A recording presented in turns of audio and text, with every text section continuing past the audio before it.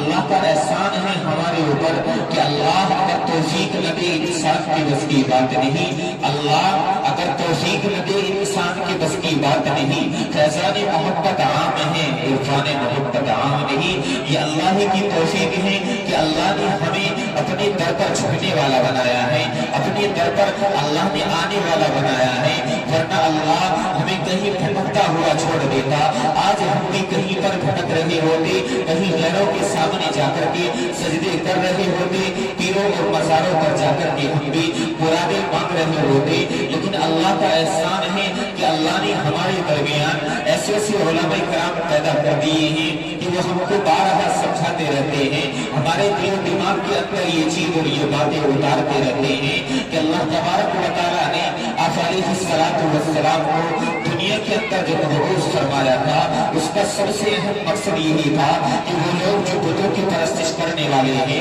وہ لوگ جو بتوں کو پوجنے والے ہیں، ان تمام سے ہٹ کر کے 360 بت کو چھوڑ کر رد سوا یا ان تمام کے تمام بتوں کو چھوڑ کر ایک در پر اللہ کے در پر آ کر کے جھکنے والے بنے۔ اللہ کے در پر انسان جھکنے والا اگر بن گیا تو خدا کی قسم اس کو کسی دوسرے در پر جانے کی ضرورت نہیں پڑے گی۔ آج ہم دنیا کے اندر رہ کر کے لوگوں کے سامنے ہاتھ پھیلا رہے ہیں، لیکن اگر کہیں نہیں جا رہے ہیں تو صرف اور صرف اللہ کے در پر نہیں آ رہے ہیں، اللہ کے در پر نہیں جا رہے ہیں۔ آج ہم دنیا کے ٹھوکرے کھا رہے ہیں، لیکن انسان کے پاس دنیا کے اندر گھومنے کے لیے بہت وقت ہے، غیروں کے پاس جانے کے لیے وقت ہے، گلیوں میں گزارنے کے لیے ایک ہی گھنٹے انسان کے پاس موجود ہے۔ اگر موبائل ایک مرتبہ ہاتھ میں آ گیا، ایک ہی گھنٹے بیٹھ کر کے گزار دیں گے، موبائل کے اندر ایک ہی گھنٹے کی فلمیں دیکھ لیں گے، کوئی افسوس نہیں ہوگا۔